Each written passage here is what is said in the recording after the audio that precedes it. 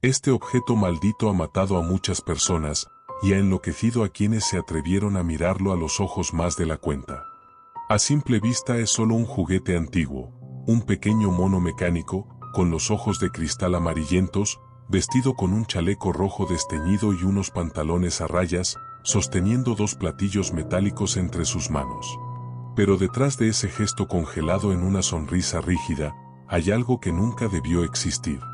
No es un muñeco cualquiera. Es el último rastro físico que queda de uno de los asesinos más crueles que ha tenido este país, y de una secta que decidió usarlo como canal para algo mucho peor. Te voy a contar el caso del llamado Mono de San Telmo, un juguete que apareció, desapareció y volvió a reaparecer en escenas que jamás deberían haberse repetido. Todo empieza en un piso pequeño de barrio, cuando una familia normal, sin nada especial, se encontró de frente con una maldición que no buscó, pero que ya llevaba décadas esperando a alguien nuevo. Marta y Rubén solo querían ahorrar un poco de dinero. Tenían una hija de 8 años, Lucía, una niña tranquila, de esas que todavía duermen con peluches y coleccionan muñecos de todo tipo.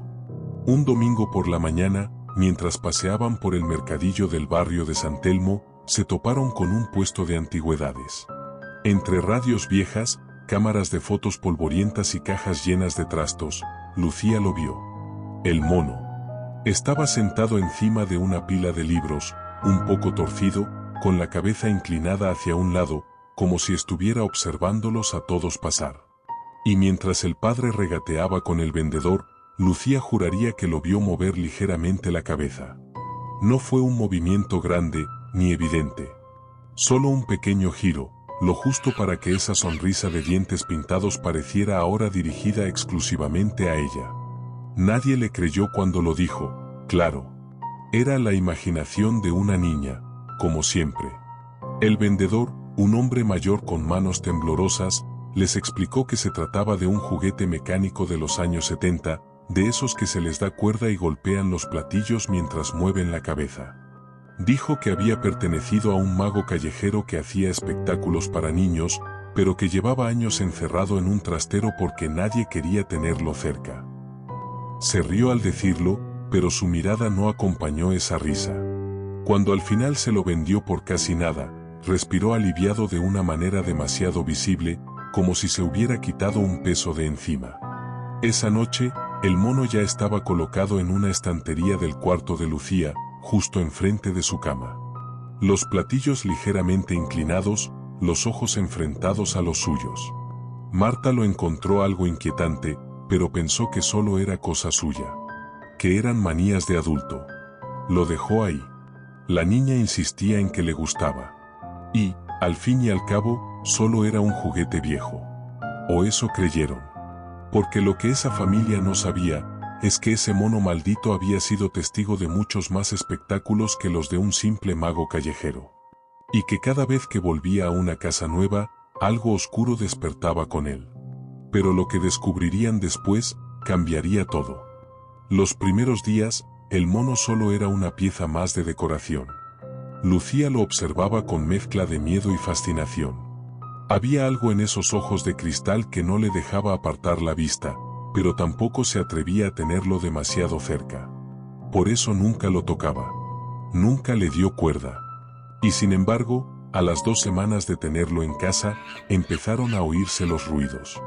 La primera en escucharlos fue Marta. Eran casi las 3 de la madrugada cuando se despertó con una sensación incómoda, esa inquietud inexplicable que te obliga a abrir los ojos aunque estés agotado. El piso estaba en silencio, pero ella juraría que había algo fuera de lugar.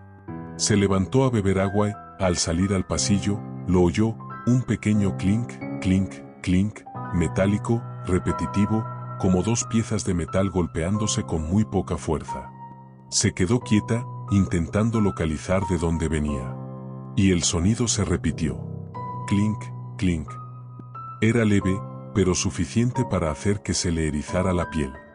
Venía del cuarto de Lucía. Entró despacio, sin encender la luz para no despertarla. La luna se colaba a través de la persiana, dibujando sombras en las paredes. Y entonces lo vio. El mono estaba sentado en la estantería, inmóvil, con los platillos ligeramente inclinados. Lucía dormía profundamente, de espaldas a él. La habitación parecía normal. Demasiado normal. Marta se acercó un poco más y se quedó mirándolo, medio enfadada consigo misma por dejarse llevar por tonterías. Se giró para salir, y el sonido volvió a sonar justo detrás de ella. Clink. Esta vez, más fuerte. Se dio la vuelta de golpe. Los platillos estaban ahora a escasos centímetros el uno del otro, como si alguien los acabara de separar después de chocarlos. Marta se quedó paralizada. No había cuerda dada, no había nadie más en la habitación, y el mono seguía con esa sonrisa congelada, mirando hacia la cama de su hija. Se convenció de que podía ser algún mecanismo interno suelto. Algo lógico. Algo mecánico. Tenía que serlo. Apagó la luz y se fue. Pero no consiguió dormir en toda la noche. Los días siguientes, los ruidos se hicieron más frecuentes. A veces eran los platillos. Otras, un leve arrastre, como si algo se moviera lentamente sobre la madera de la estantería. Lucía empezó a decir que el mono se ponía triste cuando ella no lo miraba y que por las noches lo oía susurrar. Cuando su madre le preguntó qué susurraba, la niña solo respondió, dice que quiere volver al escenario, que lo echa de menos. Nadie supo qué hacer con eso. Rubén lo tomó a broma.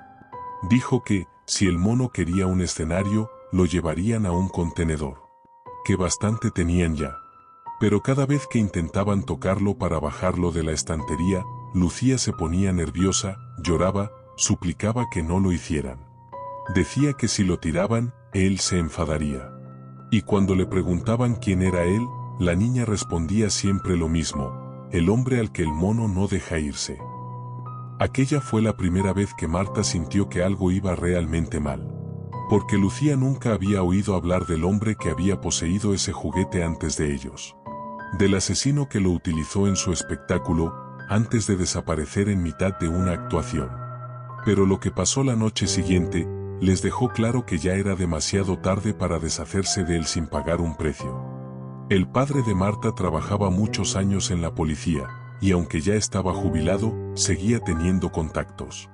Una tarde, mientras la niña estaba en el colegio, Marta le enseñó una foto del mono en el móvil y le contó, a medias, lo que estaban viviendo. No quería hablar de susurros ni de platillos que sonaban solos, para no parecer loca. Solo mencionó que lo habían comprado en el mercadillo y que el vendedor había dicho que era antiguo y que había sido de un mago. Su padre dejó de sonreír en cuanto vio la imagen.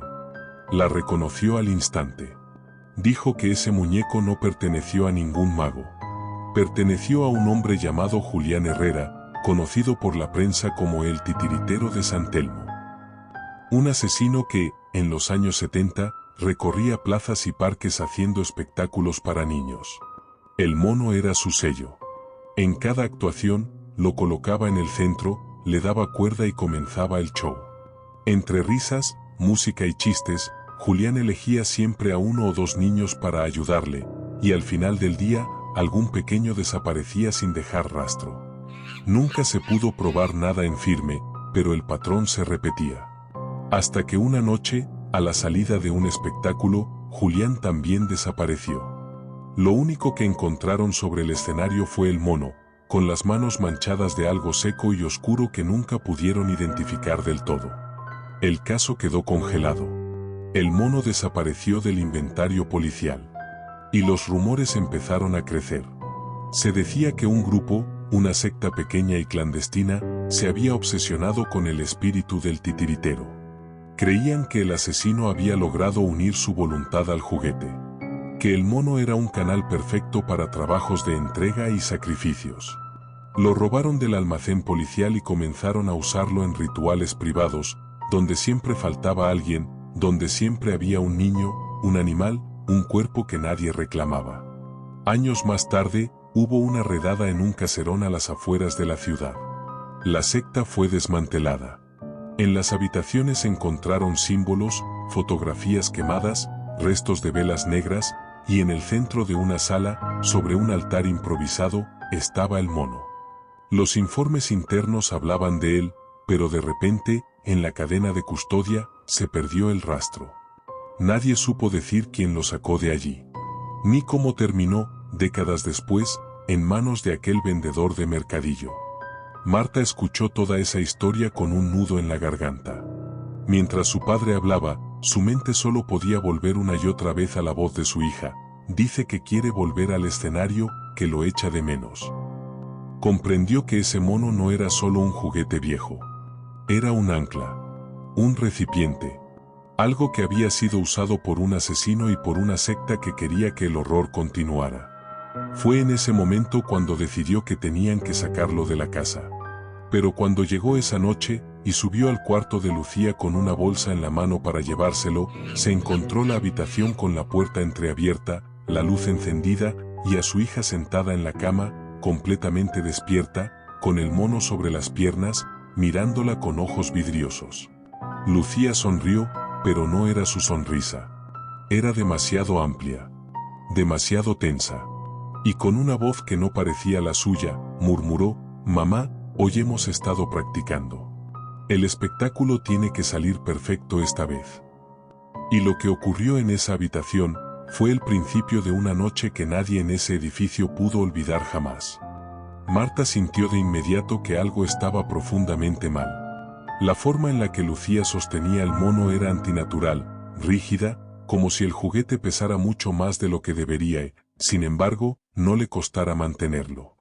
Los platillos del mono estaban manchados con algo que ella no recordaba haber visto antes, pequeños restos oscuros, secos, en los bordes metálicos, como si hubieran golpeado algo blando demasiadas veces. Intentó mantener la calma. Se sentó en la cama, frente a su hija, y le pidió que le devolviera el mono. Pero Lucía negó con la cabeza, lentamente, sin apartar la mirada de su madre. Sus ojos estaban raros, vidriosos, como si miraran a través de ella. «No puedo, mamá», murmuró. «Él se enfada si lo suelto antes de terminar». Marta tragó saliva. Preguntó quién era él. Esta vez, su hija no respondió. El que respondió fue el sonido. Sin que nadie lo tocara, el mono levantó sus pequeños brazos mecánicos y golpeó los platillos con un chasquido seco que cortó el aire de la habitación. Clac. Marta se levantó de un salto. No había cuerda puesta, no había mecanismo visible en movimiento. Y sin embargo, los brazos del mono volvieron a moverse. Clac, clac, clac. Cada golpe resonaba más fuerte, casi como si se amplificara contra las paredes, como si el juguete estuviera marcando un ritmo, un compás de inicio. La lámpara del techo parpadeó. Lucía empezó a repetir, en susurros, una frase que no era de niña: «Última función, última función, última función». Los cuadros de la habitación vibraron ligeramente en la pared. Del pasillo empezaron a llegar golpes, como si alguien caminara torpemente, arrastrando los pies. Rubén, que venía de la sala, abrió la puerta confundido, dispuesto a enfadarse por el ruido, pero se quedó mudo al ver la escena. El mono seguía golpeando los platillos solo, con una cadencia que se volvía más rápida, más frenética, mientras la niña reía con una risa que no era la suya, una risa ronca, gastada, de garganta vieja. El aire se volvió denso, pesado, como si fuera difícil respirar. La luz terminó por apagarse del todo, dejando la habitación iluminada solo por la claridad azulada de la calle. Y en la oscuridad, Marta juraría que vio una silueta más alta, más grande, de pie detrás de su hija, como la sombra de un hombre inclinado sobre ella, moviendo los brazos al compás del muñeco. Desesperados, intentaron arrebatarle el mono. En cuanto los dedos de Marta rozaron la tela del chaleco rojo, sintió un calor insoportable, como si estuviera tocando metal recién salido del fuego. Lo soltó al instante. El muñeco cayó al suelo y siguió moviéndose. Los platillos chocaban ahora con tanta fuerza que dejaron una pequeña marca en la madera. Los golpes del pasillo se acercaban. Alguien llamó a la puerta principal de la casa, primero suave, luego más fuerte, y luego a golpes, como si toda la estructura del piso temblara. Nadie más en el edificio reportó haber visto a nadie en el rellano. Nadie abrió la puerta, ni encontró a ningún vecino fuera de lugar. Para Marta y Rubén, en cambio, aquella noche fue una trampa cerrada. El mono seguía marcando el ritmo de algo que estaba a punto de suceder. Y ellos, atrapados en ese pequeño cuarto con su hija en medio, entendieron demasiado tarde que aquello no era un simple recuerdo de un asesino. Era un ritual que había quedado a medias y que el mono estaba decidido a completar, costara lo que costara. Pero lo que encontraron al fin cuando todo se detuvo, fue mucho peor de lo que jamás habían imaginado. Los vecinos dirían después que, esa noche, escucharon golpes extraños, algún grito ahogado, y luego un silencio absoluto, inhumano, como si alguien hubiera desconectado la vida de ese piso de golpe. La policía llegó horas más tarde, después de que un vecino del rellano llamara preocupado al ver que la puerta de la casa de Marta estaba entreabierta desde hacía demasiado tiempo. Dentro, el escenario era casi imposible de explicar en un informe. No había sangre por las paredes. No había signos de pelea clásica. No había ventanas rotas ni muebles destrozados. Lo que sí había era una sensación tangible de algo roto, algo que no se ve pero que te aplasta el pecho en cuanto cruzas la puerta. En la habitación de Lucía encontraron a los padres desplomados en el suelo, inconscientes pero vivos, con las manos quemadas en la parte interna de los dedos, como si hubieran intentado sujetar algo al rojo vivo. Tardaron horas en despertarlos. Cuando lo hicieron, ninguno de los dos quiso hablar del mono. No porque no recordaran, sino porque, al recordarlo, empezaban a llorar o a convulsionar de puro pánico. La cama de la niña estaba perfectamente hecha. La ventana cerrada. No había signos de que alguien hubiera entrado o salido. Y, sin embargo, Lucía no estaba. No había rastro de ella en toda la casa. Solo encontraron una cosa, el mono, sentado en el borde de la cama, con los platillos manchados de algo fresco, brillante, pegajoso. Los análisis posteriores concluyeron que se trataba de sangre humana, pero no pudieron confirmar a quién pertenecía. Nunca encontraron el cuerpo de la niña. Ni huellas, ni fibras, ni un solo indicio sólido. En los días siguientes, los padres repitieron una y otra vez la misma frase: fue el mono. Él se la llevó. Él la necesitaba para terminar el espectáculo. Los psicólogos dijeron que era un mecanismo de defensa, una manera de soportar lo insoportable. Un objeto sobre el que desplazar la culpa, el dolor y la locura.